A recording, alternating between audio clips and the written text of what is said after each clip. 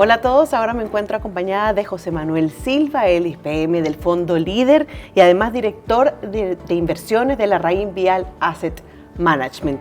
José Manuel, muchísimas gracias por estar con nosotros el día de hoy. Gracias a ustedes por convidarme. Claro que sí. Comencemos a ver si es que podemos en esta cortita entrevista vislumbrar un poco qué mercados podrían sorprender en 2024 en todo el tema de los fondos que invierten en balanceados moderados. Probablemente uno de los mercados que podría sorprender es el mercado de renta fija. ¿Por qué? Porque llevamos 3 años muy malos para el mercado de renta fija. Las tasas de interés han ido de menos a más en todo el mundo, pero también en Chile.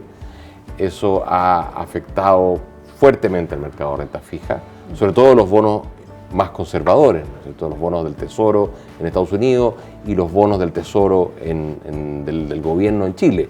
Entonces, es poco probable que tengamos un cuarto año negativo en esa categoría y es probable que el año 2024 sea un año más bien de sorpresas positivas en el mundo de la renta fija, tanto en pesos como en dólares.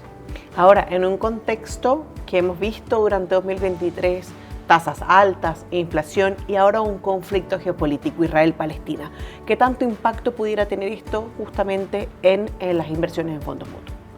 Bueno, obviamente lo que nos ha ocurrido en los últimos años es la vuelta, podríamos llamar, del factor geopolítico a la hora de evaluar inversiones, ¿no es cierto? Primero con el conflicto entre Rusia y Ucrania y ahora con un nuevo conflicto, que es este conflicto en el Medio Oriente. Y obviamente quizá todavía es muy temprano para discernir los efectos de este conflicto porque va a depender mucho si se mantiene encapsulado solo en la zona de Gaza o esto escala a algo más grande.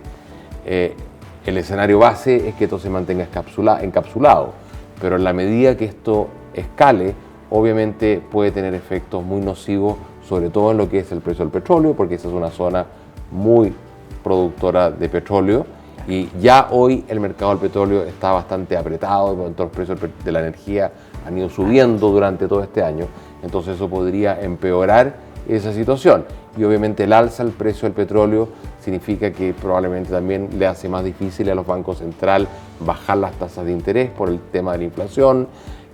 También el alza del precio del petróleo hace que los bolsillos en todo el mundo de los consumidores se aprieten porque sube el precio de la energía, de la benzina, de la calefacción, etc. Entonces, obviamente, el conflicto del Medio Oriente nos agrega un nuevo factor de incertidumbre para el año 2024 en la medida que ese conflicto escale ¿no es cierto?, a algo mayor de lo que está ocurriendo hoy día, que ya en sí mismo es muy trágico, pero podría ser aún peor. Claro.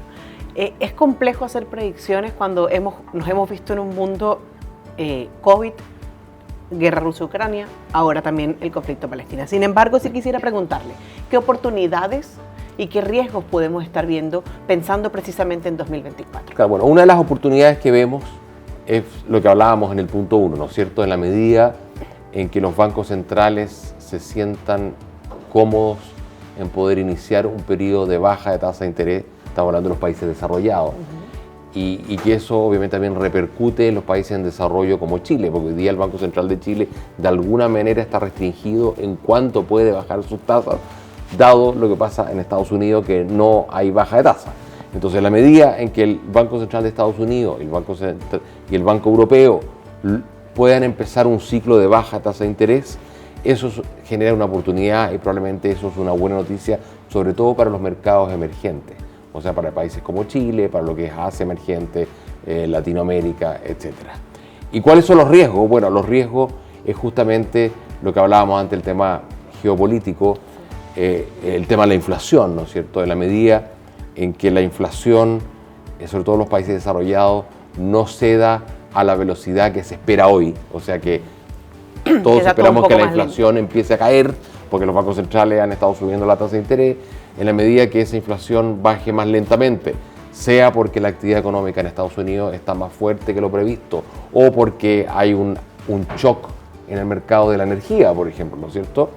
Eso hace que los bancos centrales no puedan iniciar el proceso de baja de tasa de interés tan rápidamente como se esperaba y a su vez eso puede desencadenar una serie de riesgos porque venimos saliendo de un periodo de 10 años de tasas de interés muy bajas en el mundo y probablemente hay una serie de industrias, países, sectores que se acostumbraron a esto y por lo tanto estos sectores, industrias, países, probablemente hay varios ahí en el mercado, en el mundo que están sobreendeudados y en la medida que la tasa de interés se mantenga muy alta, esas personas o esos países, esos sectores pueden empezar a generar riesgo financiero, accidentes financieros en este periodo de tasas de interés muy alta.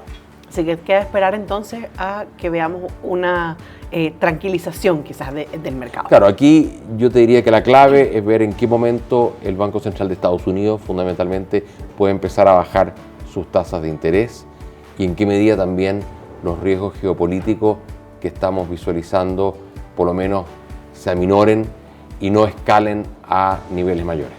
Muchísimas gracias, José Manuel, por haber estado con nosotros.